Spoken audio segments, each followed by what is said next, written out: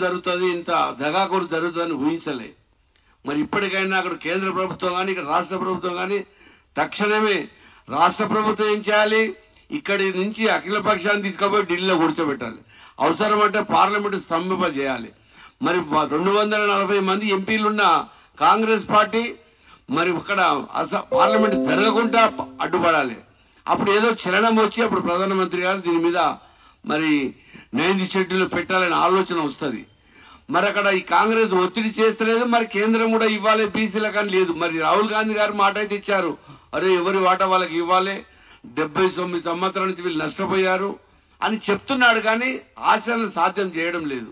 మరి ఇప్పటికైనా కానీ మరి ముఖ్యమంత్రి గారిని ఇమ్మీడియట్లీ మరి ఇప్పుడు ఈ ఎలక్షన్లు తక్షణమే కొంత తాత్కాలికంగా వాయిదా వేసి 3 నెలల సమయం 4 నెలల సమయం ఉంది కాబట్టి మరి మార్చి వరకు కూడా సమయం ఉందండి. నువ్వు నిధులు వాపసు పోతాయి, గ్రామ పంచాయతీ నిధులు వాపసు పోతాయి. 3,000 కోట్లు అంటారు, 3,000 కోట్లు పై మన 3 లక్షల కోట్ల ఈ రాష్ట్ర బడ్జెట్ లో 3,000 కోట్లు లెక్కన.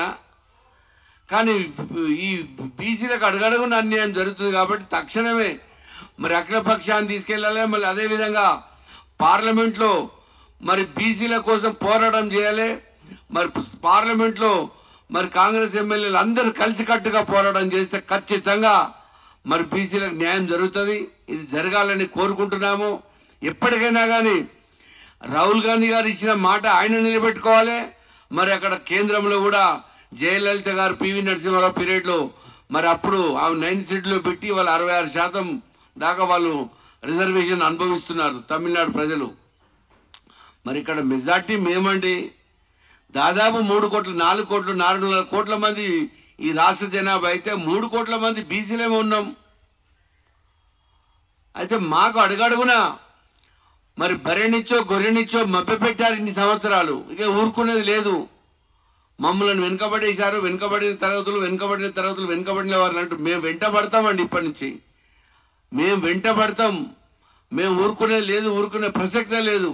మీ వెంటనే పడతాం. మాకు వెనుకబడేసారు, మమ్మల్ని వెనుకబడిన వర్గాలు అని చెప్తున్నారు. కానీ మేము ఇప్పటి తిరగబడి మీ వెంట పడతాం, ఒక్కొక్కరు తరుముతాం చెప్పి ఈ విషయం తెలియజేస్తూ మరి రాబోయే రోజుల్లో మా ప్రణాళిక కూడా మా సీనన్న చెప్తాడు. ఎందుకంటే మాది 30 తారీఖు కూడా పెద్దలే వల్ల మరి అన్న చెప్తాడు. మరి అదేవిధంగా 8, 9 తారీఖులో ఢిల్లీలో కూడా మేము పార్లమెంట్ ముట్టడించడానికి కూడా ప్రయత్నం చేస్తున్నాము. మేమైతే ఊరుకునేది లేదు. భారతదేశంలో మొన్న మహారాష్ట్ర ముఖ్యమంత్రి కూడా మీరు అడిగే సమస్యలు చాలా చిన్న సమస్యలండి, స్థానిక సంస్థలు అడుగుతారు, మీరు చట్టసభలు అడుగుతలేరు అని గోవా ముఖ్యమంత్రి, మహారాష్ట్ర ముఖ్యమంత్రి మేము మొన్న గోవాలో మీటింగ్ పెడితే అక్కడ వాళ్ళు కూడా చెప్పారు, మేము ఎట్లయినా కేంద్ర ప్రభుత్వం ఒత్తిడి తీసుకొస్తాం, మీకు న్యాయం జరుగుతుందని. మరి ఈ ముఖ్యమంత్రి కూడా అఖిలపక్షాన్ని తీసుకోపోడు. రాహుల్ గాంధీ గారు ఇక్కడ మాకు మాట ఇచ్చాడు జోడో యాత్ర సందర్భంగా, మరి ఆ మాట పార్లమెంట్ లో లేవనెత్తడం లేదు. ఇది అడుగడుగున అన్యాయం జరుగుతున్నది. ఇక మేము బీసీలము, భారతదేశంలో 70 కోట్ల మంది, మరి ఇదే విధంగా తెలంగాణలో 3 కోట్ల మంది మాత్రం ఊరుకునేది లేదు. ఇక మేము మా అన్న నాయకత్వంలో గల్లీ నుంచి ఢిల్లీ వరకు ఇప్పటికే ఉద్యమాలు చాలా ఉధృతం చేస్తున్నాము. ఇక ముందు కూడా ఎక్కువ చేయడానికి ప్రయత్నం చేస్తాము. మాకు జరిగిన అన్యాయాన్ని మరి అన్ని కుల సంఘాలు, అన్ని బీసీ సంఘాలు గల్లీ నుంచి ప్రతి వాడలా మరి మేము ప్రభుత్వంపై ఒత్తిడి తీసుకురావడానికి ప్రయత్నం చేస్తాం కూడా. ఇప్పుడు మా పెద్దలు గౌరవనీయులు మా జాతీయ అధ్యక్షులు ఈ బీసీ జేఏసీ చైర్మన్ మరి జాజుల శ్రీనివాస్ గౌడ్ గారు అన్నయ్య గారిని మాట్లాడవలసిగా కోరుతున్నాము.